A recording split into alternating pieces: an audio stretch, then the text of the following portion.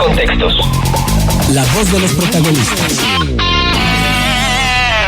Continuamos en Contextos. Muchísimas gracias por estar con nosotros. Y ahora pues nos toca platicar con la senadora Gabriela Cuevas, que está de visita en La Laguna. Y bueno, esta visita prácticamente obligada de muchos panistas para dar apoyo al candidato de la Alianza PAN-PRD. Gracias, senadora, por estar con nosotros y por platicar con nosotros y con el público de Contextos. Al revés, Marcela, muchísimas gracias por esta invitación. Me da mucho gusto y es un honor estar aquí. Gracias. Gaby, mujer muy joven, pero además iniciaste tu carrera en el servicio público desde muchos años atrás. ¿Qué ha representado para ti esto? Pues mira, siempre es un reto, por un lado, ser joven, ser mujer es como representar una doble cuota, es un doble reto. Los jóvenes pues luchan siempre por tener el primer empleo, por tener el acceso a la educación. Ser joven en nuestro país es una lucha. Y ser mujer, tú lo sabes bien, es irse abriendo espacios, es hacer historia, es tratar todos los días de generar nuevas oportunidades para las mujeres. Y algo que creo que también tiene ese contraste, a pesar de estos retos, es que el PAN siempre ha tenido las puertas abiertas. No es un partido que requiera de estarle imponiendo a las mujeres o estarle imponiendo a los jóvenes, sino que en general, si trabajas, puedes llegar a esas oportunidades sin sentirte discriminado. Y eso creo que habla muy bien de un partido político donde tradicionalmente son estructuras de poder que tendían a ser cerradas. Uh-huh. Gaby, actualmente en la sesión ordinaria, bueno, que ya concluyó el periodo de ordinario en la Cámara de Senadores, hubo dos temas de manera particular que se abordaron. El Sistema Nacional Anticorrupción, que ese es un tema sumamente complicado y un tema al cual hay que darle el seguimiento oportuno, y muy relacionado con este tema, la famosa Ley 3 de 3. Y todo lo que se ha venido diciendo en torno a que si el PAN ya ha aceptado la propuesta del PRI, Partido Verde, si finalmente ya hubo la negociación en lo oscurito y demás. Vamos haciendo como el recuento de lo que ha significado esta discusión al interior de la Cámara de Senadores, de la postura que ha tenido el Partido de Acción Nacional en torno al tema del Sistema Nacional Anticorrupción. Bueno, desde el lado del PAN, y lo hemos demostrado con hechos, Marcela, no ha sido algo que venga en estos últimos años. Y tú recordarás muy bien, cuando inició su gobierno Vicente Fox, uno de los temas más importantes desde el principio fue la Ley de Transparencia y de Acceso a la Información Pública. Es decir, la transparencia llegó con los gobiernos del PAN. No fue ninguna graciosa concesión de gobiernos priistas que tienden a la corrupción y a la opacidad. Dicho esto, esa es la tradición del PAN, insisto, no es algo nuevo. Nosotros no hemos tenido ya, digamos, una especie de debate acabado, no hay una postura donde digamos, esta es con la que vamos a un dictamen y es todo o nada.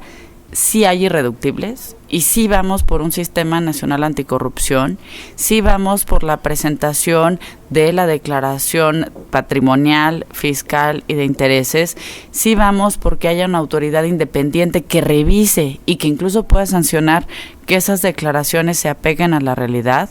¿Cuántas veces vemos estas declaraciones y al rato le salen casas a cualquier cantidad de políticos por todos lados? Lo que queremos en el PAN es acabar con toda esta simulación y que encontremos las medidas más eficaces para acabar con la corrupción, que es el gran cáncer de nuestro país.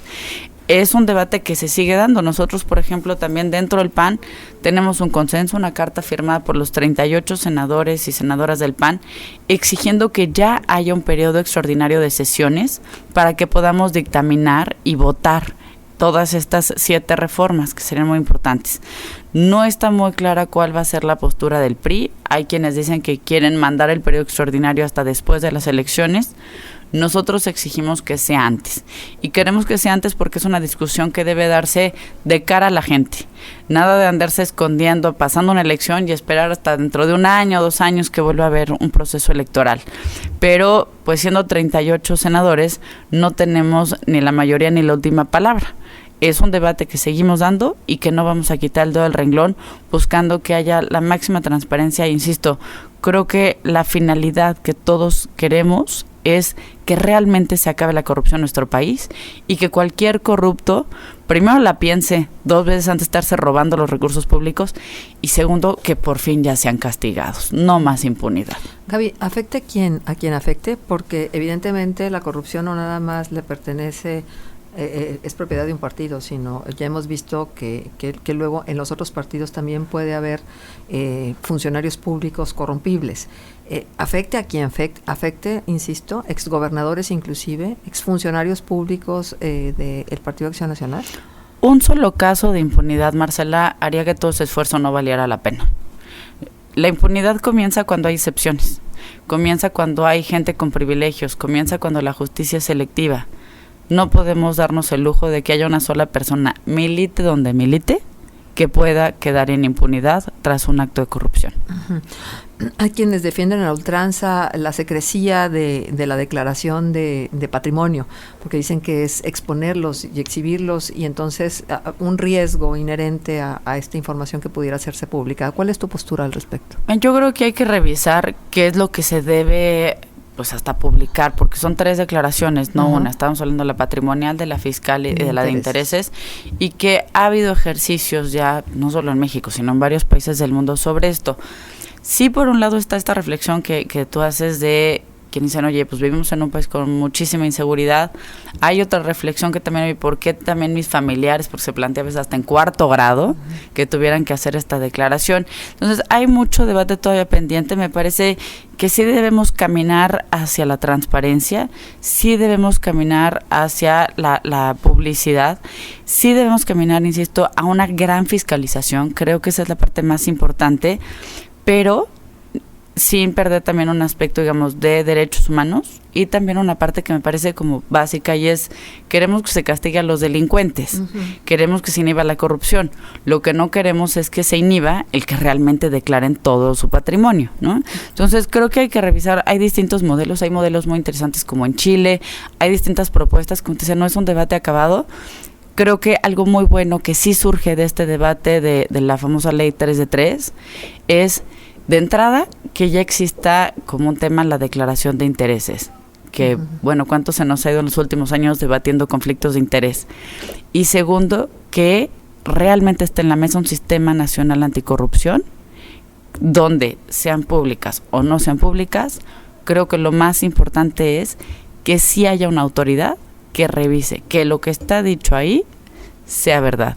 Y si hay una mentira, se sancione y se sancione en serio, para que esta autoridad tenga toda la posibilidad de monitorear el patrimonio que tengan los funcionarios públicos. Me parece que ese sería el objetivo más importante. Ahora, ya como se desprenda si es público o no, creo que ya lo iremos viendo a lo largo del debate, que todavía no lo tenemos como muy claro cómo vaya a quedar en número de votos, básicamente. Ajá. ¿Cuáles son las posibilidades reales del PAN de cara al proceso electoral que se vivirá el 5 de junio? Yo creo que el PAN tiene un muy buen momento, Marcela. Tenemos un muy buen momento por distintas razones. Primero, porque la expectativa sobre el gobierno federal claramente no ha sido satisfecha. Es decir, ni la economía marcha como el PRI lo dijo, la gente no tiene dinero, el dólar se fue a las nubes, no vemos tampoco los empleos prometidos. Si lo vemos desde la perspectiva de seguridad, bueno, pues transitando por aquí es muy fácil ver las patrullas de la policía, pero donde hay soldados. No hay una policía municipal que funcione, las policías estatales también están hechas una nulidad. No puedes encargarle la seguridad a un país únicamente a las Fuerzas Armadas. Es imposible porque no cuentan ni con todos los elementos. Entonces, en seguridad también hay un problema muy serio. Si lo vemos también el rezago social, un país donde la mitad de su población está en pobreza, 1/4 parte está en extrema pobreza y donde las cifras están lejos de mejorar, o vemos casos como la famosa cruzada contra el hambre, que ha sido pues una gran tomada de pelo hasta en términos nutricionales. Creo que a esto, bueno, la lista pudiera seguir muchísimo. Hay una gran decepción al gobierno federal, y esto se ve en las encuestas donde está muy clara los índices de aprobación o de desaprobación al presidente de la República, que únicamente lo aprueban alrededor del 30%, es decir, solo 3 de cada 10 mexicanos. Si lo vemos también en la intención de voto por el PRI nacional, ha ido en picada. Y por el contrario, si lo vemos en el PAN, ha sido un voto que se ha mantenido, es un voto sólido, es un voto además que sigue queriendo los cambios y que tiene un nuevo impulso en los niveles municipales y estatales. Y si lo vemos en esta coyuntura electoral rumbo al 5 de junio, creo que el PAN tomó muy buenas decisiones con sus candidatos. Tenemos el caso de Pepe Rosa Ispuro, que es alguien que conoce muy bien el Estado, que lo ha trabajado, que la gente lo quiere y con una coyuntura local adicional, que la gente está cansada de un gobierno que no actúa, que no toma decisiones y donde pues parece más bien una camada que se va heredando el poder unos a otros entre compadres. Y eso es algo que a la gente le enoja, la gente se siente abandonada, la gente se siente decepcionada, y lo que le urge a Durango es que, siendo un estado con una posición geográfica privilegiada, con una muy buena infraestructura, por ejemplo aquí en La Laguna, ¿cómo logras que todos esos beneficios realmente se materialicen en beneficios y en soluciones para la gente? Eso es lo que se espera de un gobierno, y me parece que Pepe Rosa Íspuro lo ha dejado muy claro, que tiene la capacidad, el conocimiento, el talento, y cuenta también con todo el apoyo del PAN y el PRD para lograrlo. Y una vez que gane también, y me parece muy importante destacarlo porque pues estos ataques luego de, es que como no son del mismo partido no se van a coordinar. Mira, yo lo viví en la Ciudad de México. No tienes que ser del mismo partido que otros para gobernar bien. Lo que necesitas es ser honesto, ser trabajador y sí dedicarte tiempo completo. Eso es lo que se requiere para gobernar bien. Y yo creo que Pepe, además de tener muy buenas relaciones con todos los partidos, y se vio cuando pidió licencia en el Senado, que hasta los mismos priistas le deseaban éxito, creo que además tiene ese gran talento y ese gran compromiso con su estado. Por eso vine aquí a apoyarlo, porque creo que hay que apoyar a los grandes talentos y no tengo la menor duda que Pepe va a ganar. En la reflexión que hacías y hablabas de todos los pendientes que tiene el gobierno federal con el país, con los temas como la pobreza, la generación de empleos, el crecimiento económico, los derechos humanos, bueno, la seguridad. Así es. Déjame preguntarte, pero Roma nos hizo en un día y las dos administraciones pasadas fueron panistas desde el gobierno federal. ¿Cuáles fueron los pendientes y las deudas que dejó los gobiernos federales, los gobiernos de los presidentes Fox y Felipe Calderón en su momento? Yo creo que el PAN, uno de nuestros más grandes errores, y creo que viene casi en nuestro ADN, es que somos malísimos comunicando. Hubo grandes logros que no supimos comunicar, y ese fue uno de los grandes errores, sobre todo en el sexenio de Felipe Calderón. Durante los gobiernos del PAN se construyó 1 de cada 4 viviendas en este país. Estamos hablando de un montón de viviendas que hoy son el hogar de millones de familias. Durante los gobiernos del PAN creció el padrón de beneficiarios de programas sociales, que incluso fueron reconocidos en su eficacia hasta por el Banco Mundial. Creció el padrón para que pudiera alcanzar una cobertura mucho más amplia en las zonas más marginadas. Durante los gobiernos del PAN se iniciaron, y regreso al tema de transparencia, los temas de participación ciudadana, las reformas políticas. Es decir, yo creo que al PAN lo que nos faltó mucho fue comunicarlo. Claro que hay pendientes. Yo creo que el gran pendiente que deja el PAN y que dejan los dos gobiernos del PAN es el de no haber acabado con un sistema político muy corrupto. Los líderes sindicales, por ejemplo, que estaban antes de que gobernara el PAN, fueron exactamente los mismos para cuando terminó el PAN. Y claro que existe una autonomía sindical y claro que muchas consideraciones, pero me parece que lo que más se esperaba de los gobiernos del PAN era un cambio mucho más radical y mucho más profundo. En el PAN pensamos que hay que ser muy respetuosos de cada una de estas instancias y no existe esa figura tan vertical como existe, por ejemplo, en el PRI. Pero creo que la expectativa de transición o de cambio democrático era en ese sentido más fuerte. Y me parece también que hay algunos temas que el tiempo le ha ido dando la razón, aunque fueran polémicos. El caso, por ejemplo, de la famosa guerra contra el crimen organizado por parte del presidente Calderón, tanto que lo criticó el PRI, tanto que lo criticó Peña cuando era candidato, pues la realidad es que hoy no solo siguen la misma estrategia, sino que además han buscado profundizarla. Entonces, creo que el tiempo también le ha ido dando la razón en gran parte a los temas de los gobiernos panistas. Y ahora también cabe mencionar que la situación del país en materia económica era otra durante los gobiernos panistas. Durante los gobiernos panistas fue cuando la gente tuvo mayor acceso al crédito. Y no a los créditos, digamos, caros, el microcrédito que encuentra en la calle. El crédito bancario, que es el más difícil, creció en los gobiernos panistas porque había estabilidad económica. Fue la primera vez donde no estábamos preocupados ni por las devaluaciones, a pesar de que se atravesó la crisis internacional que empezó por Estados Unidos en 2008 y que fue una crisis económica que sacudió a muchas economías del mundo. Eso no arrodilló a México. Eso no nos hizo pasar por los grandes estragos que hoy, sin una crisis internacional, México está viviendo. Uh-huh. Oye, Gaby, tenemos ya poco tiempo y no quiero dejar de preguntarte.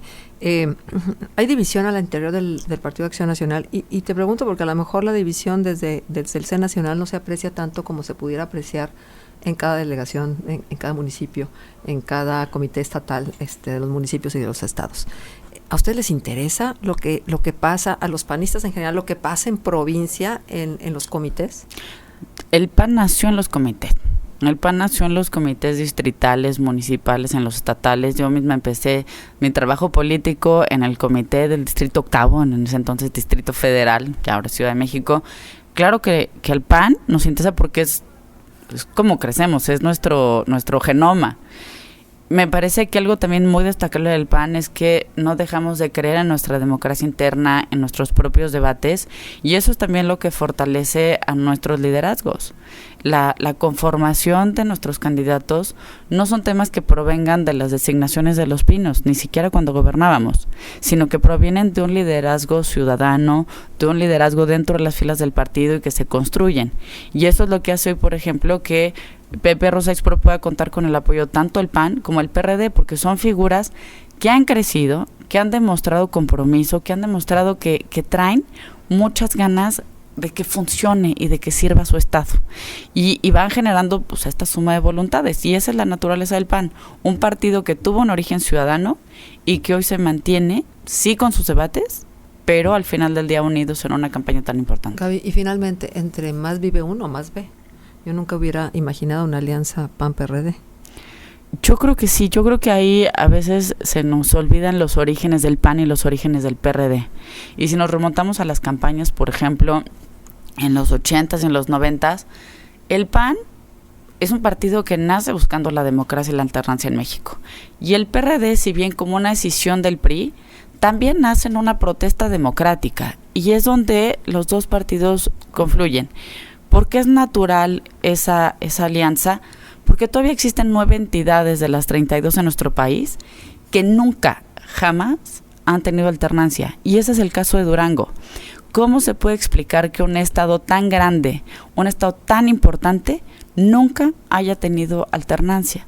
El caso de Gómez Palacio.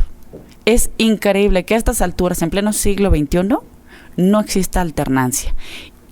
Y eso es precisamente lo que el PAN y el PRD sí nos une, que buscamos un país más democrático, un país con mayores libertades, no con menos, un país con más derechos humanos, no con más violaciones. Esa agenda, cuando lo que te preocupa es la gente, cuando lo que te preocupa es tener un sistema donde el ciudadano esté en el centro, esa agenda es la que te une. Podemos tener muchas diferencias, pero las bases democráticas y las bases humanistas, creo que los dos partidos los tenemos bien claras. Una pregunta más de forma que de fondo. ¿Y si hubo pleito con Denise Dresser en las redes sociales o no? Pues mira, yo insisto, bienvenidos los debates. A Denise la conozco, fue mi maestra en el ITAM, entonces la conozco hace muchísimos años. Bienvenidos los debates. Yo creo que a México le hacen falta más debates, le hace falta que más gente pueda decir lo que piense, lo que sienta, y yo aquí aprovecharía el tema hasta de los debates porque también nos hace falta más participación electoral. Hace falta que los jóvenes, que las mujeres, que todos aquellos que queremos que cambie nuestro país, salgamos a votar el 5 de junio. Eso es lo que realmente hace que los debates no solo sean ricos por su expresión, sino que tengan consecuencias en una mejora para nuestra calidad de vida. Muy bien, Gaby, muchas gracias. Al revés, muchas gracias a ti, Marcela. Gabriela Cuevas, del Partido Acción Nacional, estuvo con nosotros en Contextos.